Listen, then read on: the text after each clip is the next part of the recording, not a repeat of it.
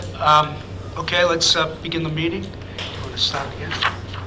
Want to have the school department present their budget? Sure. And discuss their articles that they have? Yep, that'd be great.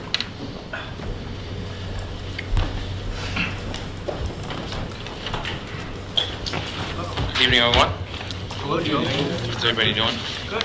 Any announcements you want to make? before- I know. All I know is I have some friends on Facebook today because I didn't early release or cancel school, so that's a good day for me, I guess. We We'll see have what tomorrow brings. good ratings on Wednesday night. Yes. Oh, Wednesday night's a good night for you guys? Yeah, we have good market share. Good market share here? Yeah, good TV Well, share. probably went down with me on it, so it'll be No a tough night. way. No way. Let me, first of all, thank you for the opportunity and the time. You do have the budget workbook before you that was provided. That starts with everything from our budget message all the way through our current strategic plan and how we come up with this. I take you to the budget summary, which gives you the big overview of our budget in terms of the school committee vote and what that looks like.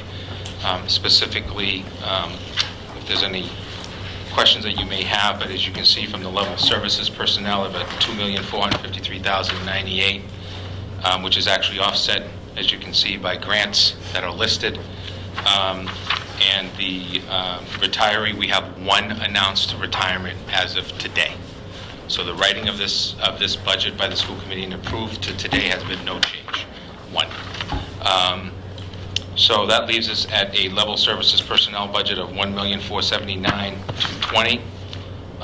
Material supply technology non-personnel contracts of $626,154. And then we get into the nitty-gritty of mandates. So you see there the out-of-district costs at 1.6 and the offset at 65%. If you remember that what we do is circuit breaker. I don't know if everybody knows how it works, but in general, the Commonwealth votes on what percentage it's going to give you based upon the total cost of the student. Now, you don't get the total cost of the student back. The way that it works is you take a look at the general average of 4 times general education, so usually the number that's used is 40,000, 10 times 4.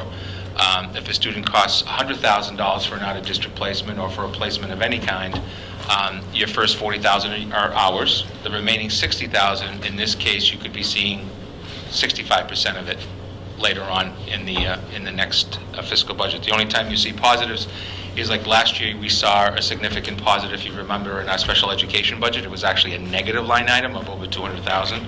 And that's because you caught up with a student that was a significant cost that actually aged out.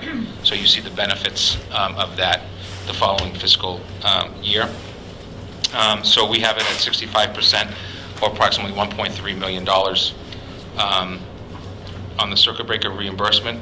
And then you have your mandated personnel. The language-based teacher at the high school has to happen. We have 8 students going from 8th grade to the high school. There is no language-based classroom at the high school at this time. 2 paraprofessionals that will go to the Hay School for 3rd grade students moving from a specialized classroom into 4th grade. There are still remaining students moving from 2nd grade into 3rd grade, so we can't just bump the staff. And then the adjustment counselor at the Norse, who's currently part-time, moving to full-time. The transportation utilities are fixed costs. Those are offset by collections of fees. Currently, the fee maintains at $350 per student. And then the added additional staff in class size at grade 2, where we have an actual bump in enrollment. And then the computer science teacher at the high school, which is a new program based upon the new standards for integrating computer science that were just passed. District-wide technician. We need some support in coordination of transportation and trying to figure out a way for us to bring those costs down. And then the inclusion specialist split between the JCS and the LGN. If you then go to in the budget workbook, the section called General and Special Education Analysis, if you take a look at that, probably the first time, I know that many of you may have seen this. Technically, it's embedded within the general ledger of the budget. What we've done is we've pulled it out for the town, for yourselves, as well as the town, as well as the school committee, per my recommendation to the school committee. So the way that this is lined up for you, it gives a cost of what general education costs and what special education costs for next year are at. You'll see that if you look at the 1, 2, 3, 4th line down, if you'll block overall request in general education of an increase of 6.473, special ed at 4.35, which gets you to the 10.82, which adds exactly up to the percentage on the prior page that I read. And then when you look at the expenses, you start to see some of the concerns that we have. 33.28, the highest percentage of your budget ever at special education cost. Most of this is offset by a concern that we're currently undertaking, which is the FY18 budget being $500,000 in the hole in special education, that I informed Mike and the selectmen with a few months ago. And this Monday, we potentially got notification of a cost share with another student through DCF. Not much we can do about that. My concern that I have is when you start to look at these line items, if we're looking at a 3% budget increase or a 4% budget increase or a 2% budget increase, you can very much just look at the special education line item. You can say that if you're getting 3%, you're short 1.35 in SPED, and that means you're going to have to take 6.47 in general ed, add another 1.5%. That means 7% is coming from general education to pay for the remaining of special education that's left, which means general education will see a 0% increase. In terms of the overall budget, we have contractual obligations, so what we will do, which I've done in my previous community and would do here, is we would look at personnel costs. And so we look at teachers, paraprofessionals, administrators, all contracts in terms of those that we can not utilize, if those are the numbers that we use. Mandates are mandates. This year we got killed, so we went through 3 years of my showing you improvements in special education, and then this year, and I don't want to talk too specifically because I do not want a student to stick out or a family to feel that they're stuck out, but these are the dates and the cost. We took with us into the budget $200,000. Remember, we presented a negative budget in special education last year of over $200,000. We carried over in circuit breaker, if you will, into the next fiscal year, which then is compounded by the money that comes in through circuit breaker of roughly $200,000.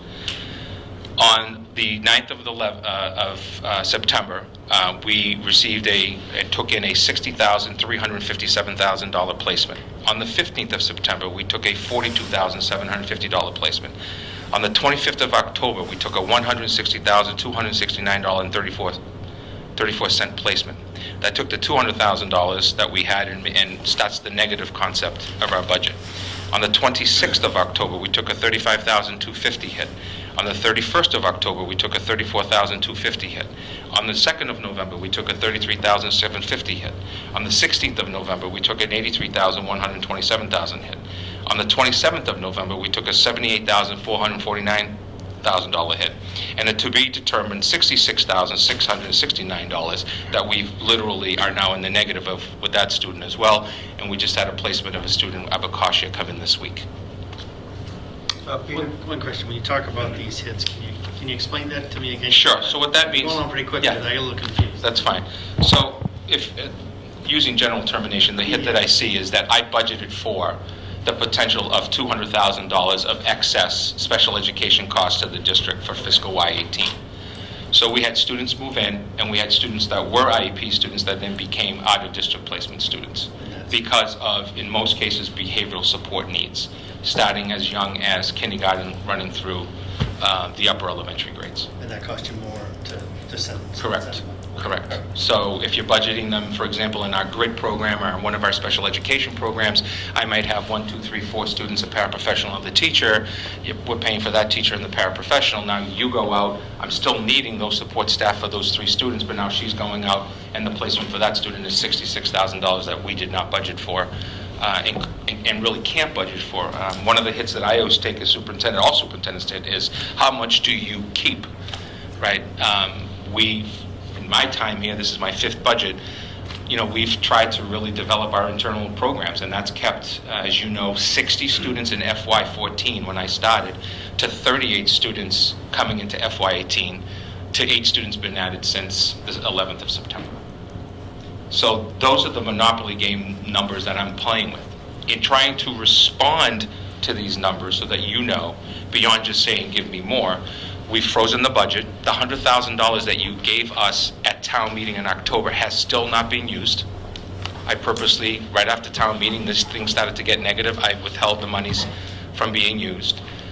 Link is going through the process of what's called extraordinary relief, which is where you have to show that you're 125% above the expenditure of this current year. We're seeing if we can get some relief from the state to help us with that. We're going to be right on that cusp where we could maybe get nothing or get a couple $100,000 or something in between.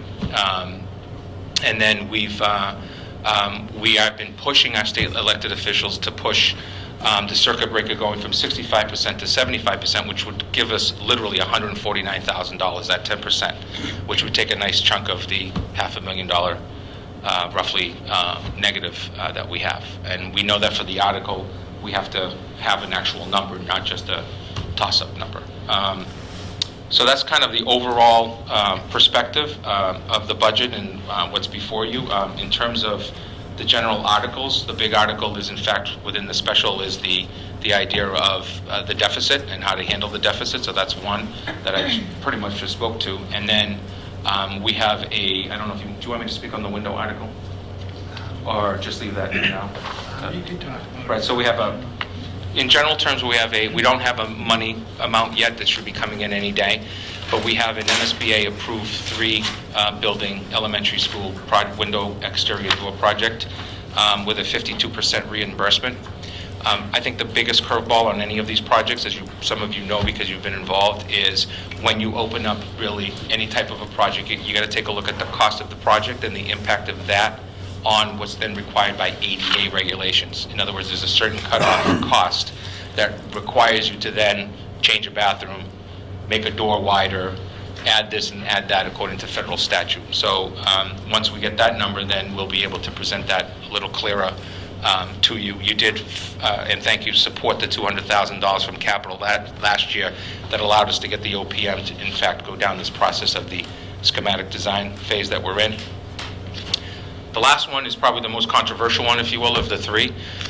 And that's the one that I put forward on looking at something that's growing statewide. And I have to tell you, it's growing statewide. There may not be support here for it, but I do want to put that on the table.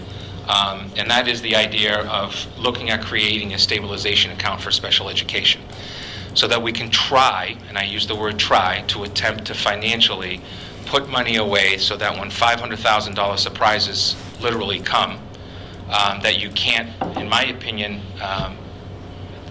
crystal ball, we could potentially have those funds available through FinCom, through the Board of Selectmen, and a vote of town meeting to move or to subset that specific line item only. It's only a line item that can come from that.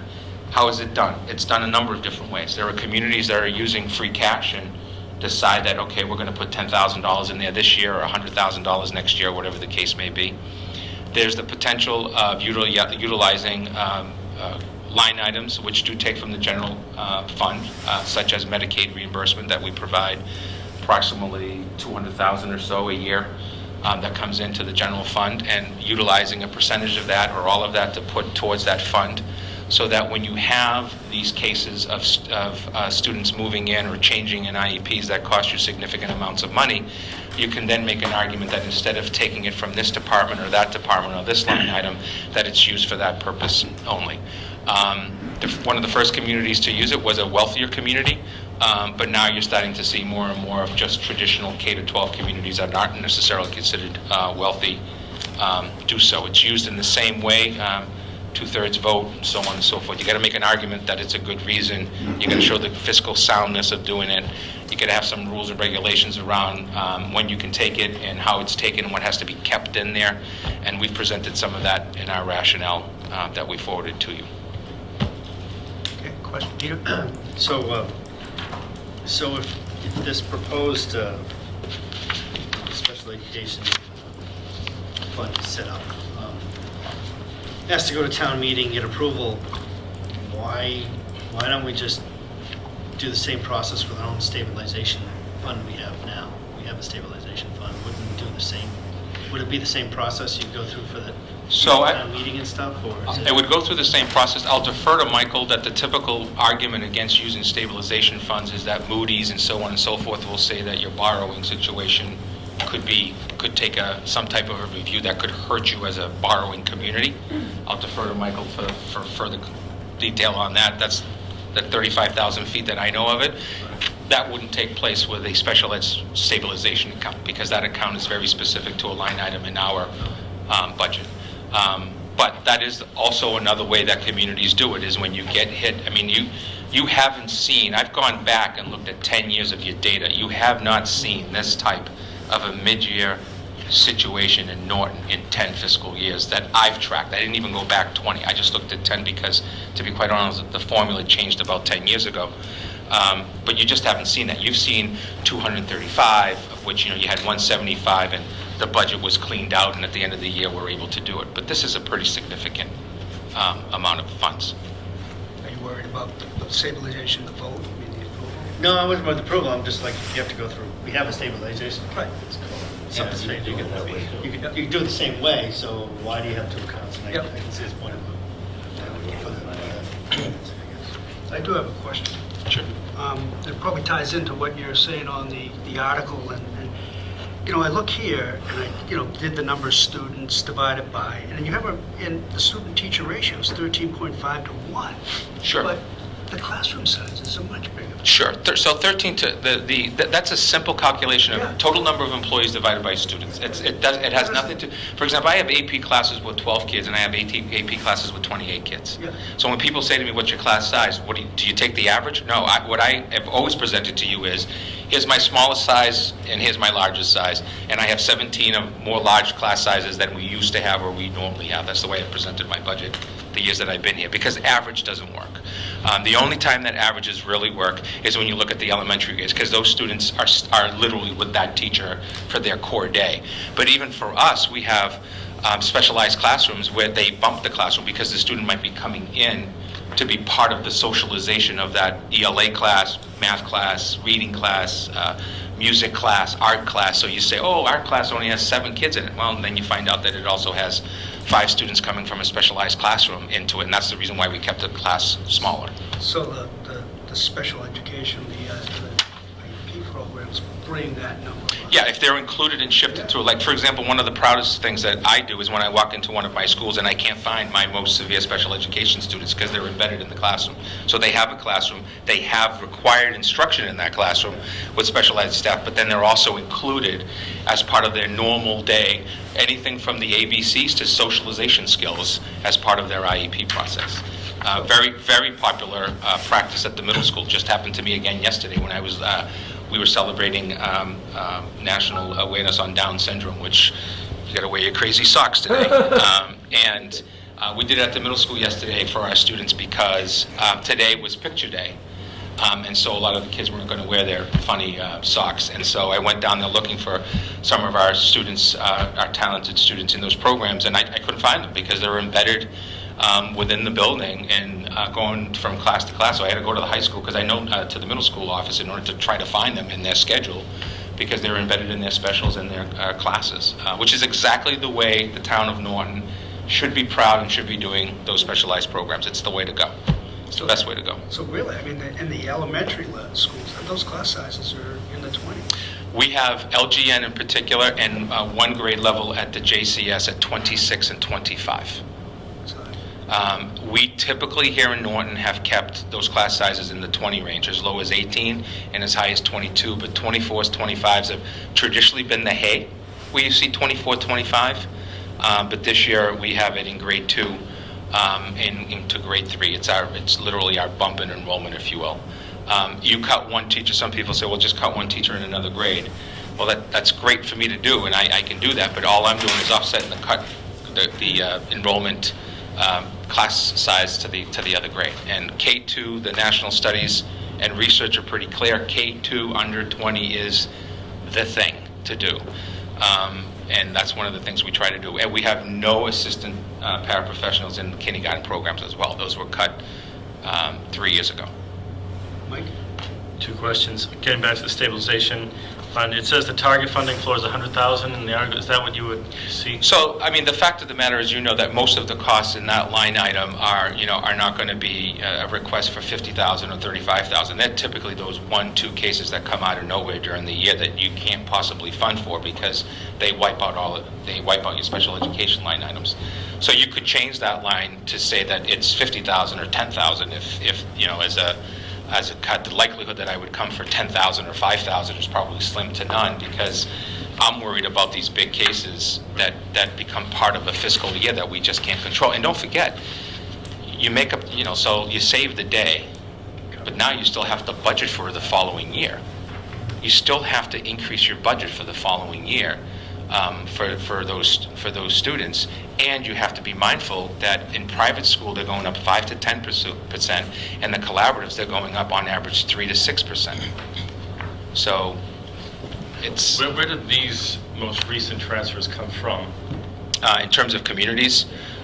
We have local communities where students have transferred from. We have cost shares through DCF because we do have students that come through DCF and are actually housed in the town. And then we have our own students, if you will, in terms of they were here and now they need to go out of district because of increased behavior and increased needs. In most cases, it has to do with psychological and therefore residential placement as young as early elementary age. In other words, more than likely until 22, 8 years of age. Second question.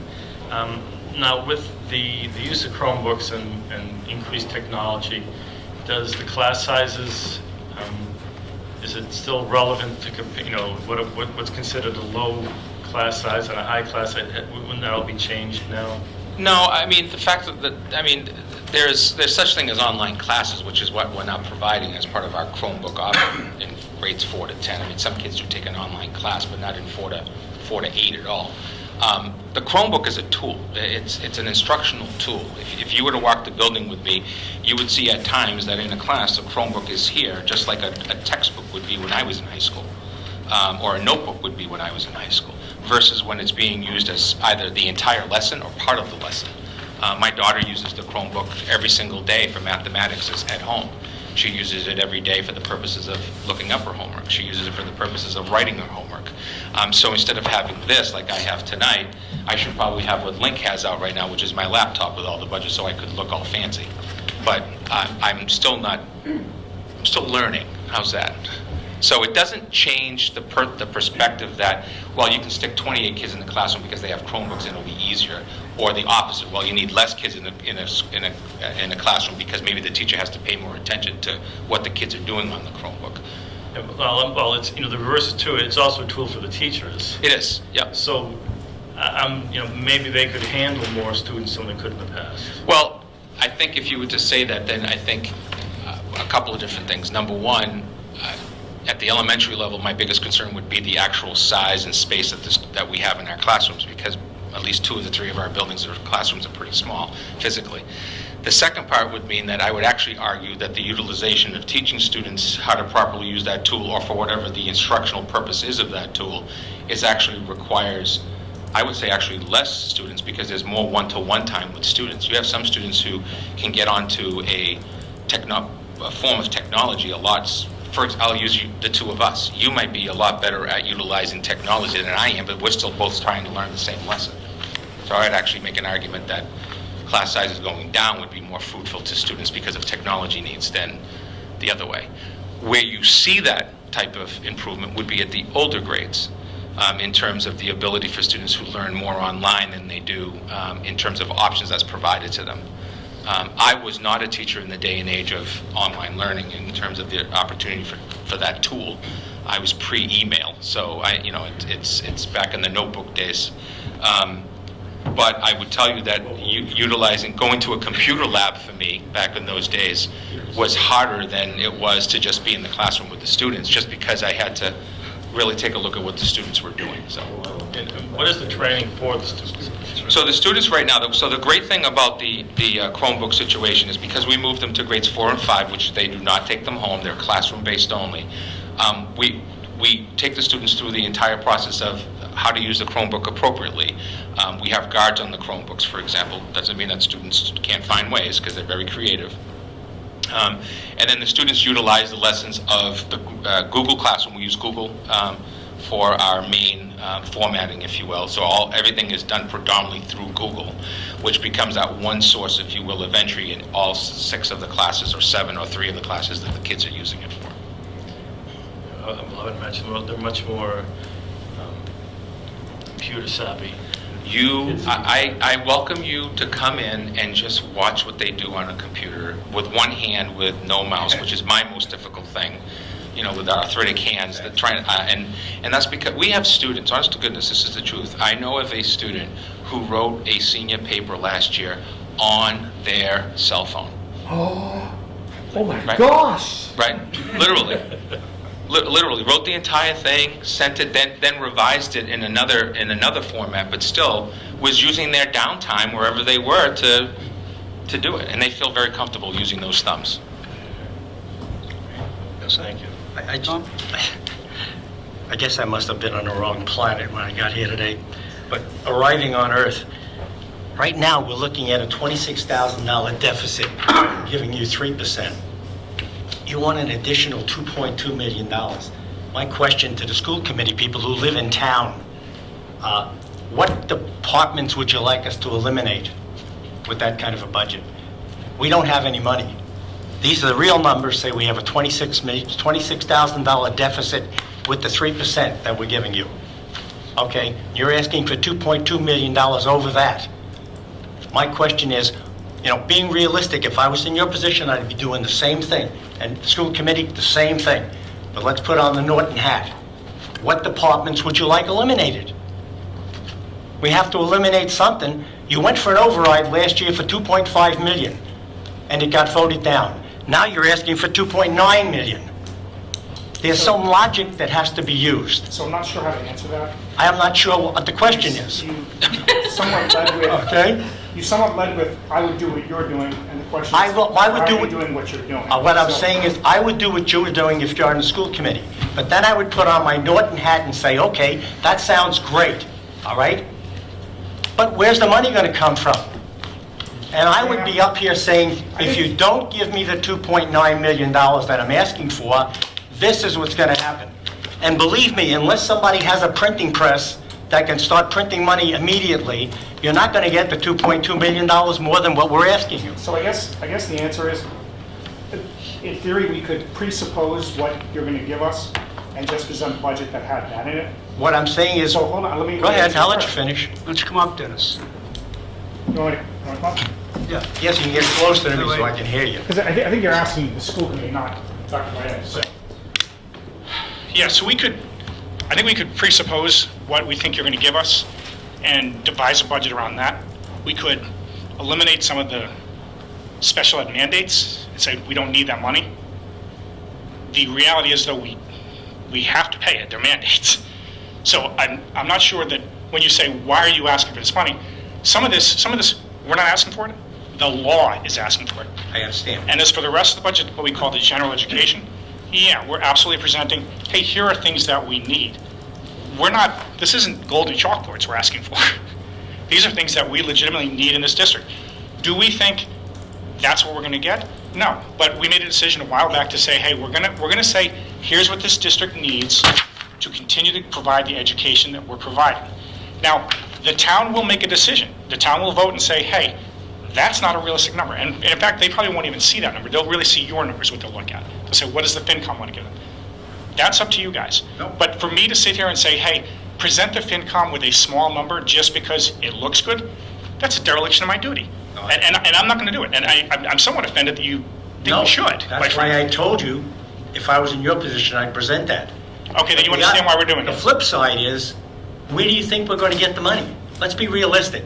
As you come before us, let's be Tom, realistic. I'm not sure at this point what you're saying, because you're saying, hey, you're doing what you should do in your position, If I was on a school but I committee... don't understand why you're doing what you're doing in your position. That doesn't make No, any sense. I'm not saying that. I'm saying... That's exactly what you're saying. When you put together a 10.8% budget, okay, which is greater than the override that got voted down by the town, you should be thinking and saying, wait a second, what can we do if we don't get this? You should be coming before us with two options. One, this is the threat, we need this. Well, I don't want to speak for Dr. Bennett, but I don't think we haven't thought through that, hey, we're not going to get this, and what are the the dire circumstances. What that- I think should be before us now is, what are we going to do when you're not going to get the $2.2 million more? That's the Yeah, answer. I can answer some of that. Okay. So if you go back to the page that has the special education budget and the general education budget, as I said earlier, the special education budget increase that's there, which I don't know how I get around a IEP that says that I have to provide 8 students that are going to the high school a language-based program. I guess I could say, moms and dads, do you mind putting them on the bus and going to a language-based program in another school at a cost that's even more significant of an increase than this is? But regardless of that, you're going to have to take a look at your 4.35 increase in special ed. Thank you for the 3%, but we're 1.35 short. And we're going to add the 1.35 short to the 6.47. We'll add that number, let's just, for the sake of argument, call it 7. So we're going to take that 7 and we're going to bury general education. That's what's going to happen. And that means general education classroom cuts. We will discuss everything and every penny that we have, including the pass-through, as it's called, of the $519,000 in school choice, and earmarking that now for the very thing that, well, I can't say the school committee is going to agree to earmark that for staff, but if I'm down to keeping people or increasing class sizes from 26 to even higher, or other classrooms that should be at 20, that's what's going to happen. I also would like to mention, and I appreciate, Mr. DeLuca, your comment about the override, but if we remember the override, it wasn't a school override. We got to think about that override last year was a town school override. I understand. And we have folks who just recently at a town meeting in the fall spoke up about, well, how come you didn't this and that? Well, we got a little over 4.5% increase in our budget, and everything that we asked for in the override was left on the table. We didn't bring them in. We didn't do it. We didn't provide it. We didn't support it. We didn't hire it. We didn't purchase it. We didn't anything, but people still think that we did. So what will happen is the very thing that I always say. I'm not here as the special ed superintendent or the general ed superintendent. I'm here as the superintendent. And my job is to tell the school committee, I'm going to rub every line item. I'm going to probably eliminate contracts that we probably need. And oh, by the way, after I do all of that, I still have to have a bigger discussion with you, which is, what would we like to carry over in circuit breaker next year? Because I've already cut all of these people. I've already cut all of these programs. And oh, by the way, what happens if 6 more kids come through in the month of July and August? I'm right back here saying, what would you like for me to do? Because I pretty much wiped out X, Y, and Z. This is exactly the same. I don't want to mention any department by names because I haven't gotten into that nitty-gritty part, if you will, until I get some factual numbers. I actually informed my staff of that today because my people start to worry about their jobs. It's that simple. Parents start to worry about what's this mean for my kid. But that's what we would do. We would get a number from you, and then I take it to the school committee, and I say to them, scenario 1, scenario 2, scenario 3. Any of those scenarios might be you go to town meeting asking for more money, and you come up with an idea for where that money comes from.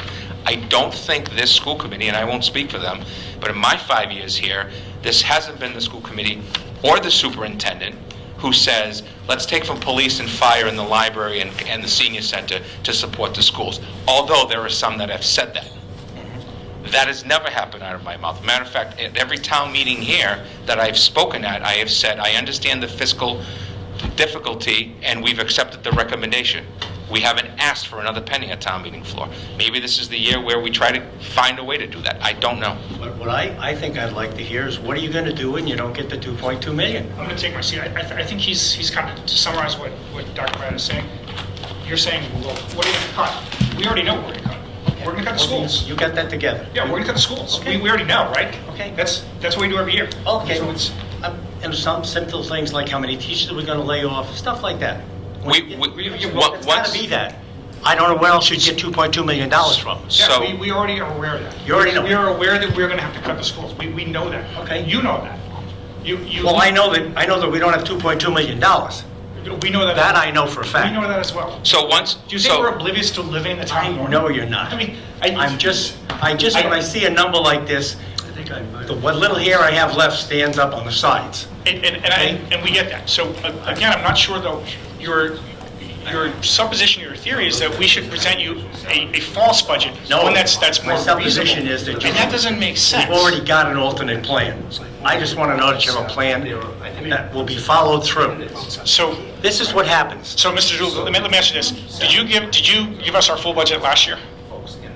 No. And yet, we had a plan, right? But The year before, same thing. Yeah, I Year before, know. same thing. But We you- always know that the I know, but reality is your we're plan- not going to get what the ideal budget would be. Your plan is always you're going to cut a whole bunch of people. Well, no, not necessarily. Well, the last It's- several times it was you're going to cut people. It has to come from somewhere, right? What happens the next time we meet? How many people got laid off? Nobody. Wow. How many people? The people don't believe it. Attrition's in. No attrition? No. No. All right. And that's just what happens.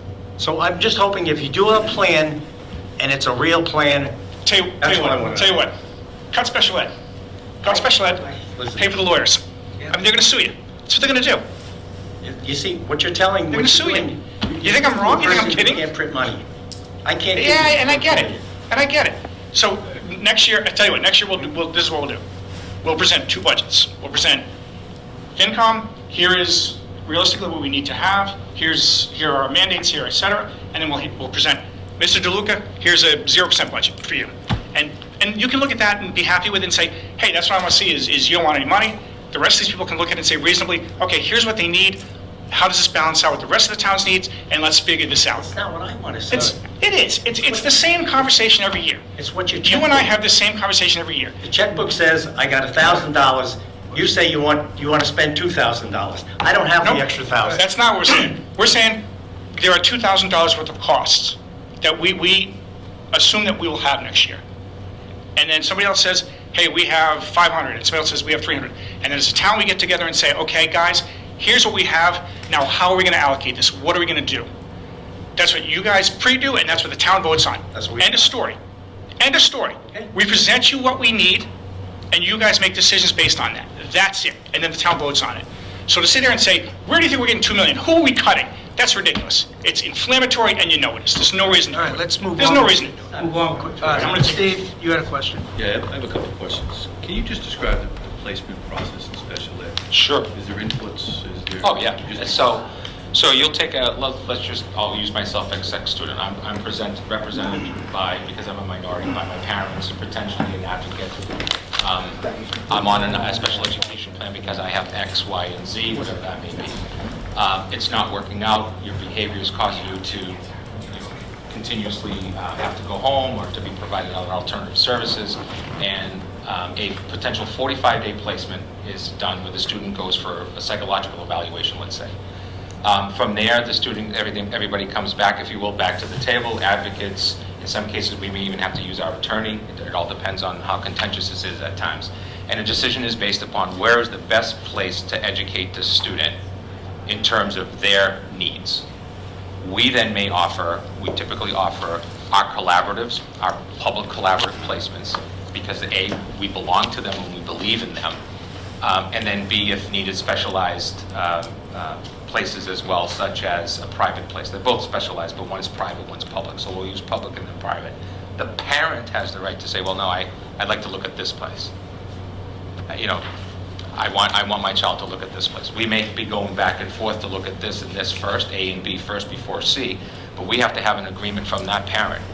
We can then choose to go to a hearing, which in itself is an entire process, and now you're talking $250 an hour for an attorney and making a decision. We've done that and been successful, and we've not been successful. In most of our cases, what we're trying to do is find the right education place for a student that's going to meet the needs of that student, and then, and only then, can we look at cost. Because it's education first, it's cost second. I can't come in and say that place is too expensive. That's actually illegal for my people to say. They can't go in and say, well, the May Institute is too expensive. You can't just go to the May Institute. You have to go to the BICO Collaborative.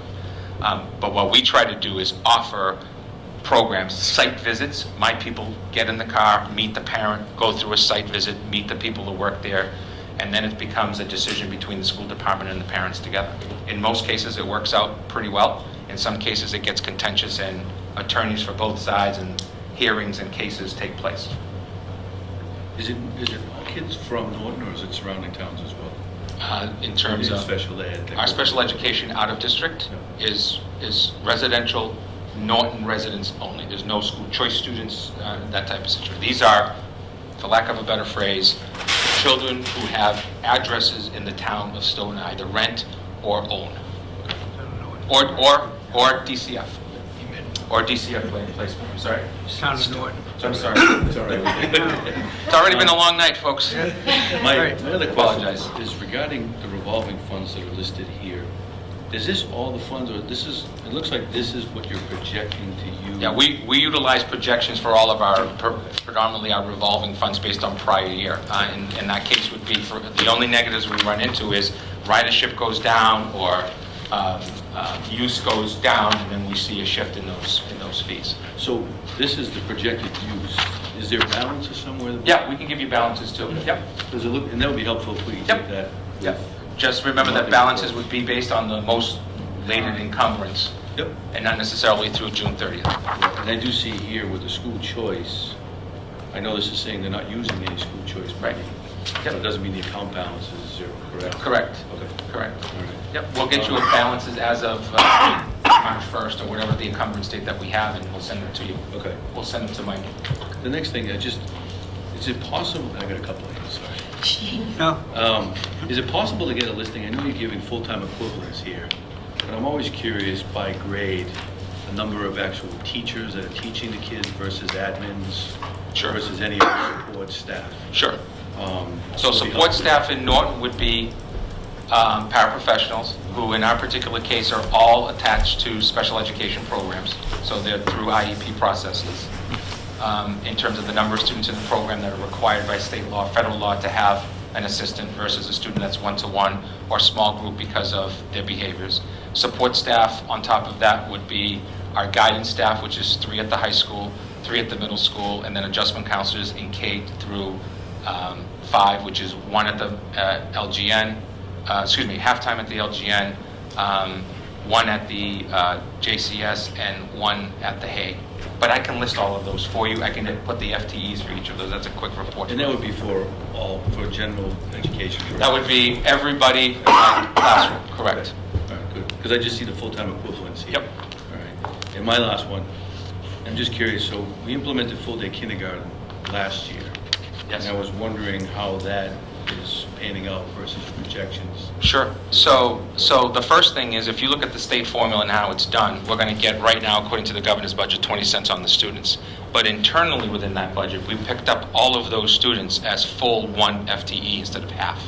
Financially, let's go back to the comment I say every year, an ability to pay district according to the formula. It's not going to help us long-term, in the short term. We believe it's going to help us long-term, not only because of choice, where students are going to go. Just last night I met with charter school families, who I actually had quite a good number of charter school families that came out and had a very positive meeting, went very well. Not necessarily meaning that every student's coming back or anything, but it was a positive meeting. But it was interesting to see the room talk about one thing, and the one thing that they spoke about was, I left because of full day K. It was like this down the road, and they stayed. Because that's what you do when you're a parent. You stay. You're not going to shop every single year once your student is there. So in terms of our full day K, we see it as a promising positive, if you will. We see it also as an academic positive. Perfect example is going to be a student, and I'm thinking of a particular student at the top of that I've dealt with, and how to provide students that service in a consistent day that might only be half a day or a full day if they were special ed, but within a full actual academic day, which is a half time more of reading, writing, socialization, and all of the other skill sets that a student's going to get. So we see it as a positive. We're hoping in 3 to, actually it'll be 4 years, when those students are in 3rd grade, 4 years from now, that we can come back before you and say, during the first testing cycle of the state, or even internally, we've seen these types of growths. We've caught these types of students and been able to provide services that cost us less long-term. That's what our internal process would look like. And we would absolutely present that publicly. Okay. Is there actually, could you put actual numbers on the projection versus the actual? No, you can't, because of the way the formula works. Okay. In our case, the only time that the formula works is going to be when you're so significantly under net school spending that it's utilized as a positive to catch you up. And in that particular case, that's not us. Thank you. Sure. Amy? Dr. Biotic, can you at least ballpark how many students are falling under the special education mandate? About 493 or so. I'm going to say under 500, between 490 and 500, somewhere in that ballpark. So 19% of our overall population. Roughly, yeah. We run, our lowest in my 5 years now here has been 18.3. I took over, it was 22.1, if I remember correctly. So we came down, and now you've seen a little bit of an uptick, but some of these numbers are also swayed by what's happened to us this fall and this year. Right. Yep. Yeah. Like districts, if you want to compare like districts, if you go to our website and you look at the Transparency Center right in the middle of the website, it's called Transparency Center. It's the latest audited information. I actually presented it to the Board of Selectmen the other day, and I can come back and present it to you if you'd like. But it's right on our website. If you click it and you click 2016 and then all the way back, I think, to 11, there's audited fiscal and actually school scores in comparison to local districts that you can look at. Everything from the number of administrators and their salaries or group salaries to teacher salaries to custodians, paraprofessionals, how many people you have, what's your costs, all encumbered. That means revolving gifts that you've used, grants, fees, local, federal, state. And you'll see some interesting data there about, a widening gap every year. So the gap between us and like communities, 8%, 12%, 15%, we just get lower and lower, further apart from our like communities. And that's a concern, because to go to Mr. DeLuca's comment about, where you're coming in with a 2.x number $1 million increase, it's really simple. The question that I'm really being asked is, you need to level your budget before town meeting. How are you going to do that with a 3% increase when you know that SPED is 4.35? I wasn't a math guru, I'm still not, but if I'm 1.35 off on this, and I'm 6.5 here, I've got a 7% deficit that I have to find. And if 80% of your budget is staff, that probably means staff. I mean, we can throw the curveballs out there and start talking scenarios like cut busing, no 7 to 12 busing, allow every parent in 7th to 12th grade to ride their kids to school. That's going to go over really well. I know that Chief Clark and I would have some long discussions about that, because it's already pretty significant on 123 to get to places. It's not really a true option, but neither is a 3% budget when you have 4.5% increases. It's one of the things I don't like to do is start my meetings with the doomsday. Michael and I talk about doomsday all the time, because it doesn't make anything. My concern is I don't know how much is in the in accounts such as unemployment. My request would be that once you have numbers from us on who's going to collect unemployment potentially, then the other side of it, you want to say, let's put some money in there, but let's not take even more money out, because that just means I have to cut more people to make up the difference. Paul? Yeah, I'm sort of taking a position which I think I see as sort of a middle ground between Tom and Take no prisoners. Anyway, one of the things that we have to do is sort of decide, when there isn't enough money, how to allocate it, not just in terms of the schools, but in terms of all of the various departments. One of the things that we get always, and it's much easier for other departments to do it because they're smaller, they're usually focused on a specific thing. We get impact. The impact of this amount would be this. The impact, this is what we need, and this is why we need it. But if this is what we get, this is the impact. Now, that doesn't necessarily mean saying lay off this person or that person, but services will be cut. Right. And learning and knowing this kind of thing at least has always helped me in the years I've been on here figure out, well, you can't give everybody everything they want, but how do we allocate this? How do we divide the small pie up? Even though the pie probably then isn't what anybody wants. And what I see in this budget that you gave us is I think, a very solid budget, very carefully thought out about what you really need and what the problems are. But I don't see an impact. Suppose you get half of what you want. Sure. Or something. What's the impact at various levels? And I'm not saying I'm going to cut this teacher or I'm going to cut this program. Right. I just want to know what the general impact on the system as a whole and the quality of the education will be, and what it'll mean. I mean, it may mean that we go back to the kinds of things that Tom and I lived with all the time in school. There was no special ed. It didn't exist. And every classroom I was ever in elementary school had at least 35 students in it. And I spent one winter in the cellar with no heat in fourth grade. God knows we don't want to go back to that. And we couldn't go back to that because technology and education has changed so much.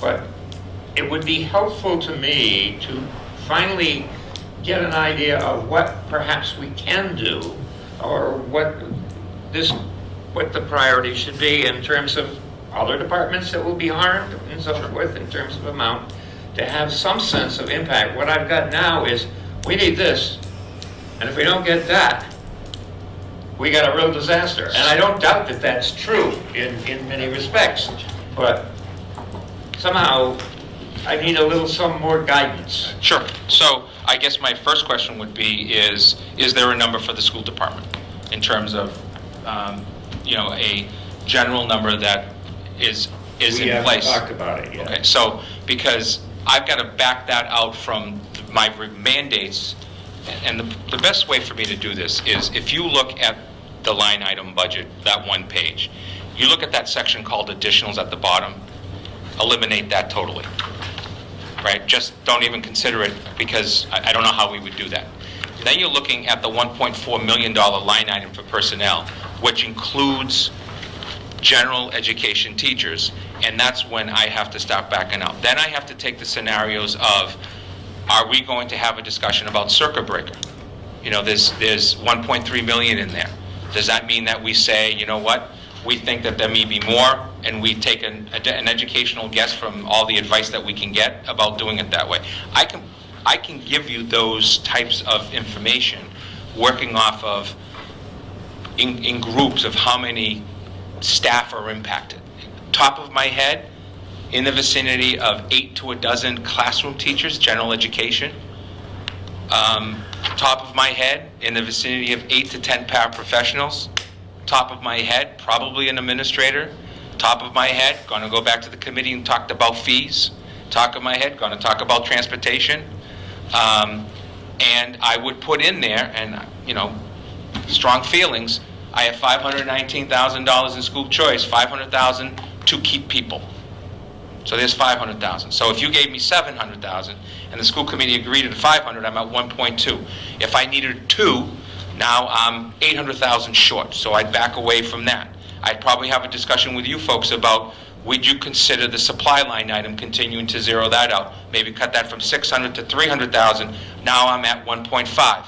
Now I'm cutting $500,000 worth of people instead of $800,000 worth of people. And I'm coming back because free cash happens later. I can play those scenarios out. Let me be clear. It's not our function to tell you, would we consider No. this as opposed to that. No, I don't. That's the school committee. Yeah, I appreciate It's just that. We have a town budget to think about, and every year, whether it was the library where we at one point cut them to the point where they were decertified, because we had to.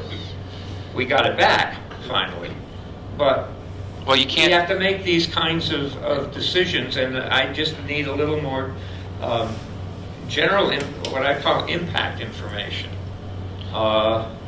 So Not that we will be doing this. I mean, I'm not looking for something that sounds like a threat. Or no, something I along don't take it that way.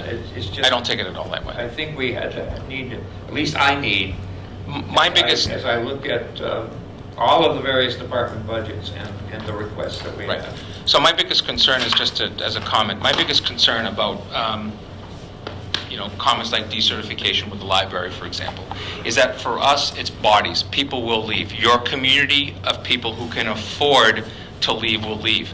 that impact on the FY20 budget will double the current impact you're going through. Because it's all about that enrollment. You'll see, and you have a scenario, 2007, if you look it up, it's your biggest fiscal year loss of students. 149 students walked away from this district. More students went to the Voc, more students went to the Aggie, more students went to other options that mostly private. And now, then in fiscal 08-09, your years it's even worse because now because your formula is based on that. So that's my concern. One of the reasons why I, typically don't start until after April vacation, saying, okay, folks, I'm going to have a staff meeting. It's a volunteer meeting. People show up. Let me give you what the scenarios are looking like. Worst case scenario, this. Best case scenario that I see, this. Town is understanding and willing to do X because they understand that we need to keep teachers in front of kids. We need to keep moving forward. I mean, we're implementing new science curriculum, new computer science curriculum. Those are going to require bodies. So, but yeah, that's fine. I can give you some You more. said more eloquently than I did, and I didn't mean to. Well, I School committee, I typically, want Christmas card. this is when I call you Tom. I didn't get my Christmas card this year, by the way. No, the school committee didn't send me one either. I told them to, though. I really did. Listen, I get it. I presented plenty of budgets where it's been very successful and everybody's happy because there was an extra $1, and I presented budgets where we go the other way. I just did my ancestry DNA. That was a full-blooded Italian. That's what they heard. I thought for sure you were somewhat Portuguese, but that's okay. Oh, wait, Aaron? Sure. You talked about, off the top of your head, the additional positions being dropped off there. On that list is the Norton High School computer science teacher. Correct. I heard you correctly earlier. You talked about that being something that needs to be done at the high school. Right. Can you elaborate a little bit on what needs to be done there? Right. So So the mandates of computer science right now are pretty significant. Not only coming from the private sector, the business sector that's telling us students need to have more basic computer science skill sets than high schools everywhere are providing. In our particular case, we don't have a traditional computer science department. We never really have. We've had a business and accounting that is always packed with stuff, web design and that type of stuff even. But our traditional STEM lab, for example, like we have at the middle school, where students are able to build with 3D design and so on and so forth, we have very limited situations with that and really don't have a qualified high-end staff member who really gets that computer science, if you will, has the actual computer science degree. So when the curriculum frameworks came out, supporting that we needed to move to computer science as a way to, support the economy, because that's where the jobs are going to be. It's not just a report that comes from superintendents or even DESE. It actually came from the business field. The colleges and universities, for example, even the two-year schools are all saying we'd like to see students have more of the basic functions of computer science. Then the other part that goes with this is that, at least from our Norton perspective, is 31% of our students, every single year that I've been here, have entered the STEM field as a 4-year study program, predominantly in the science area, biology. What we're starting to see with students is they're in that technology area. Computer science would allow for us to be able to provide those students that. Let me finish with this part. If you believe in the theory that I have, or the philosophy that I have more than theory, that it's about competition, our competitive schools are offering those computer science programs. But what happens when that student doesn't get into that school? Our vocational school is one of the hardest ones to get into. Does a great job. As far as I'm concerned, Southeastern is an extension of Norton Public Schools. I can't offer what they do. But I also should be able to offer for students who need it and want it, the ability to learn those skill sets at Norton High School. And so the data, the labor statistics, the business fields, the curriculum framework, my own association that's come out and said, oh my goodness, we got 50,000 jobs in the next 2 years that we're not going to be able to fill in the Commonwealth of Massachusetts, some of which are startups. They want high school graduates. They'll put them through school. I went to a presentation with 3 startup companies at EMC. 3 startup companies. All 3 of these owners said, give me kids with good, solid computer science skills coming out of high school. I will hire them better than minimum wage with benefits, and I'll put them through school. Because I'd rather train them myself and send them through school than have them go through school and then come and work for me. That's the game we want to get into. And we're not in that game right now. We're totally out of that game. And that's for both the student who's just good with their hands and the student who's academically also going to take 7 AP classes. Because computer science AP is not one of our classes that we do it online. We don't do it. We got to fix this. Fix one. So we need a new town hall. I know how to fix that, Mike. And close the school. And if you look at it, the dynamics of it are that every academic kid, regardless if they're strong academic or weak academic kid, is looking for those types of programs. You know, we do really well. 94% of our kids, again, 4-year applicants, 4-year college acceptances. Between 2-year and 4-year, we're going to be roughly at around 88%, with about high 70s, mid to high 70s 4-year, and then the rest go into the 2-year. Mostly because of socioeconomics. Most of it because of socioeconomics, not because of I don't like school or I don't want to go to school. But computer science is, I mean, if one-to-one technology has been a thing for our kids, which I can tell you it has been, computer science for us at the high school level is that one dimension that we're missing. We don't have a traditional computer science department of staff. And surrounding community. Sure do. Sure do.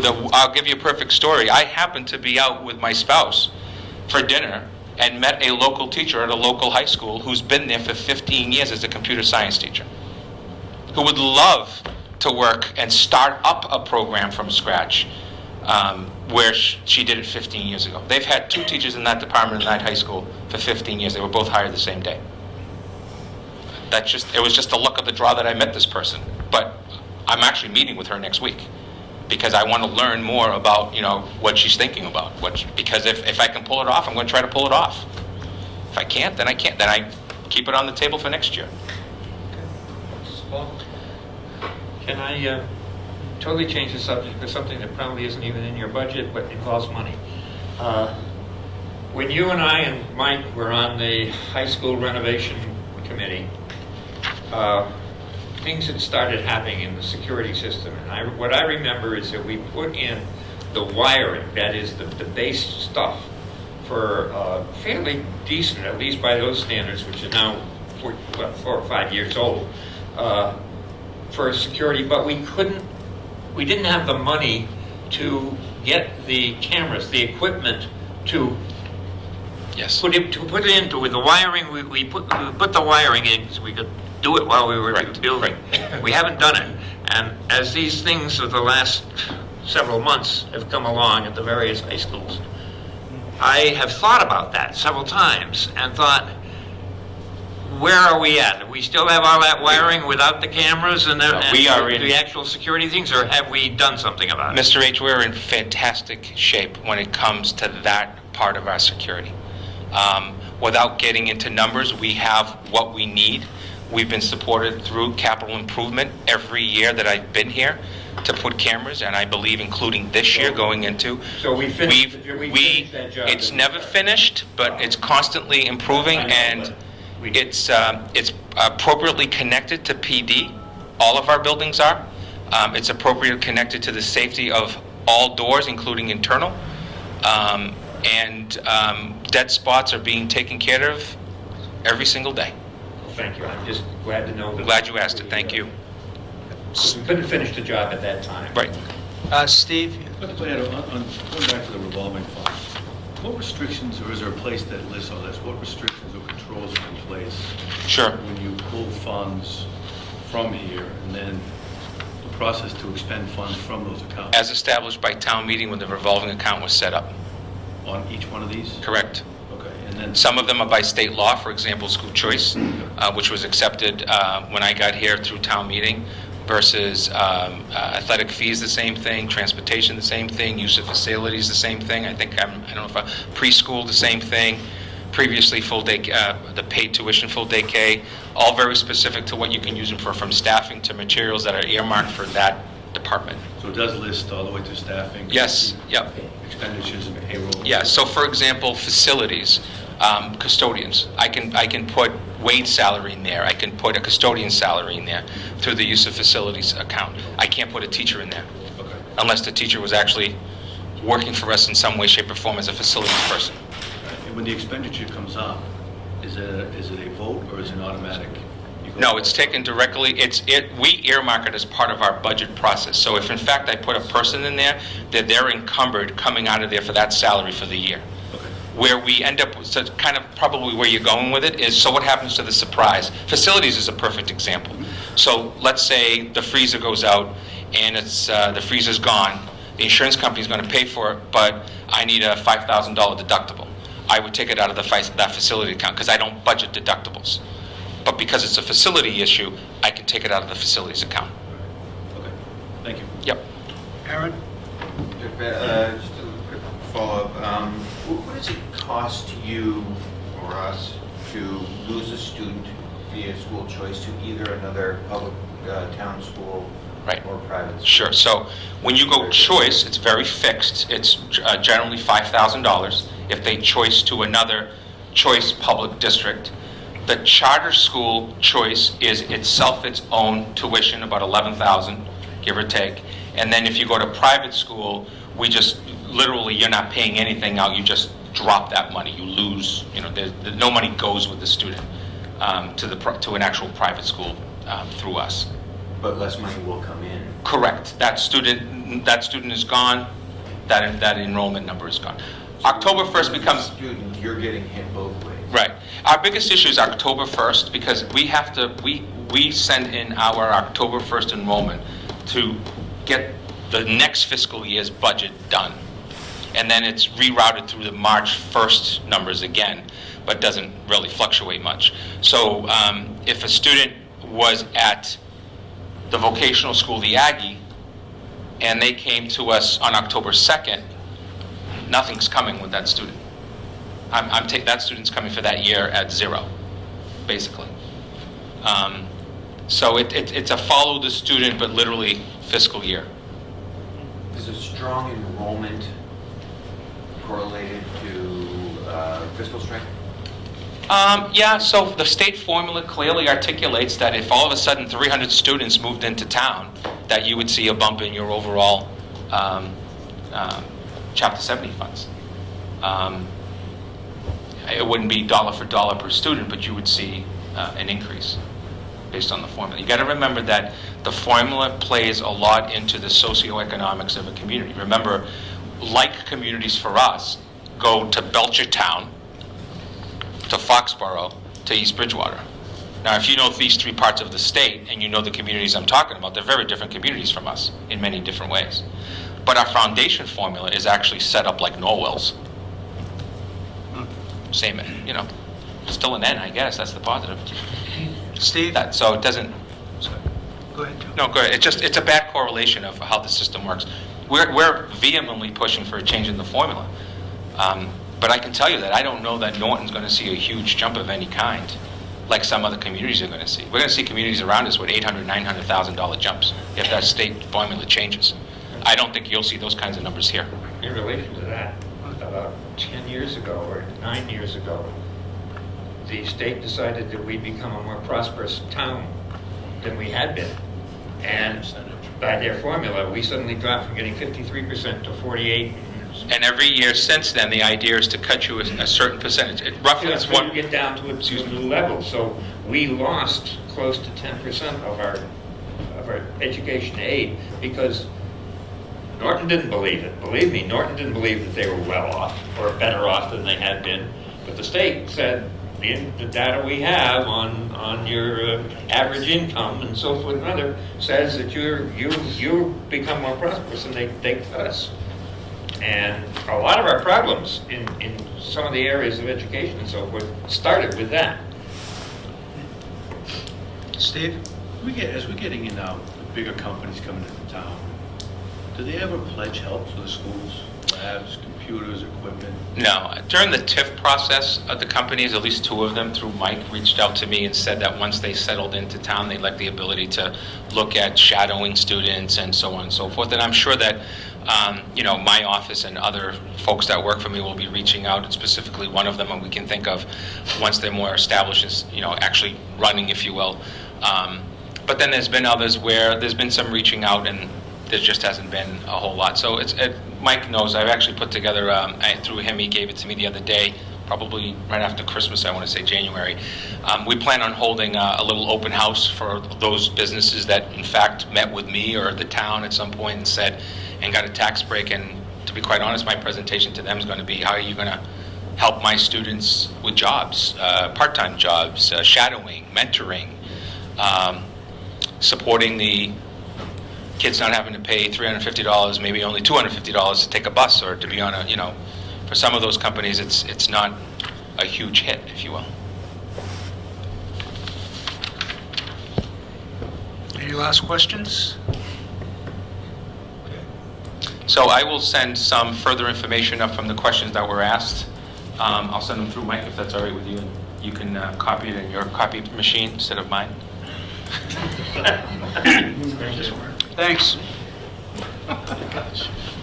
Thank you. Appreciate Thank that. you. Safe trip home. Thanks to you as well. Look for my tweets at 5 a.m. Check for it. Watch the Peter channel. That's right, Peter. Dr. Brianna? Okay.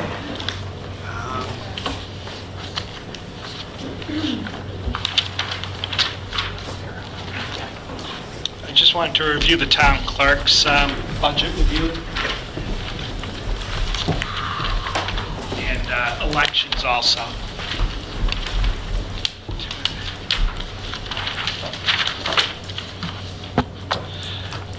Town clerk, under the salary,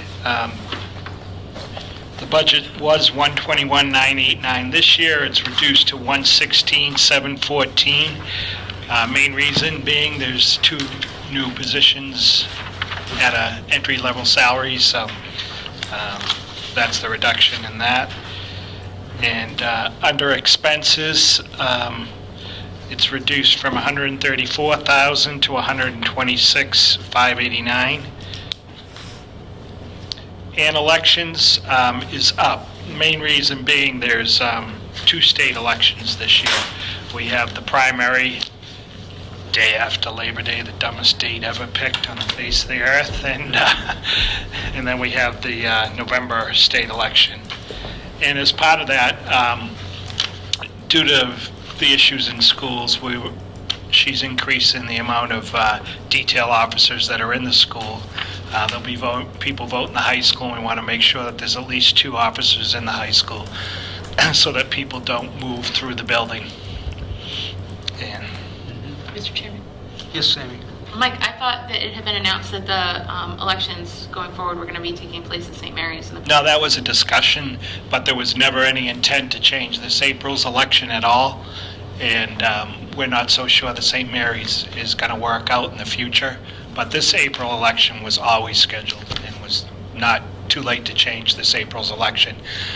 There is a discussion in the future, but we're not sure St. Mary's is going to work out. So the main costs in these state elections obviously are $6,800 for the poll workers, $700 for early voting, $5,460 for the police details, and then $3,000 programming the cards for the ballot machine. Okay.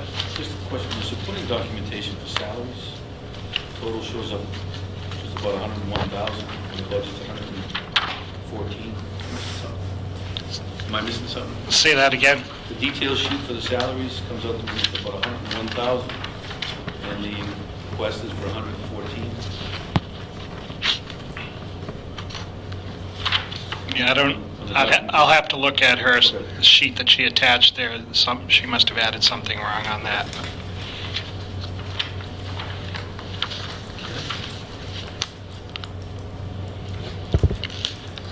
And that's it on that.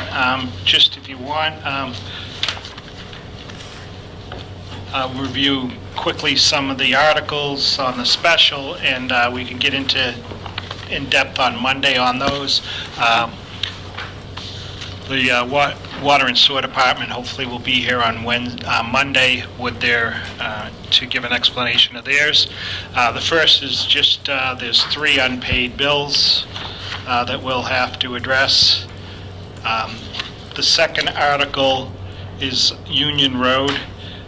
This is property that's across from SPAC, and as part of the deal with the cleanup, they had agreed that they would donate this land to the town afterwards. This is not part of the SPAC cleanup. This is across the street. So I don't want people to be thinking that we're accepting SPAC property. So that would be at no cost to the town. And then the water treatment plant, they're looking for another more money for that due to the delays that they've had, and they'll explain that to you. 5-year certification cyclical program for the assessors. School budget supplement. I don't have a figure for that yet. And then to replace the HVA system at the Norton Public Library. The Capital Planning Committee did vote to support that article tonight. That would be a borrowing article. They're upgrading their whole HVA system in the building. And Yes, we... Paul. When we get to discussing Article 3, can you come in with a sort of sum total of everything that's been voted for that project? Because we've added funds a number of times. We had a basic fund to begin with, and now we're adding another big thing. And I just would like to see where we're at in terms of the whole thing. Total, yep. And whether there's any way that they can hopefully guarantee that they've got a sum that will work, because we're a good deal over what we started with. Right. Okay, I'll make sure they have that. And we did vote on the capital plan tonight, so I'll present that to you on Monday night also. And we'll go over some of the budgets and the town meeting articles, the straightforward town meeting articles. All right? Very good. Okay, thank you. All right, thank you, Mike. Safe trip home. Okay. We have no minutes, Caleb? Yep, okay, that's fine. Get out here early, as soon as we can. Yes. Second. All those in favor? Opposed? Adjourned, passes.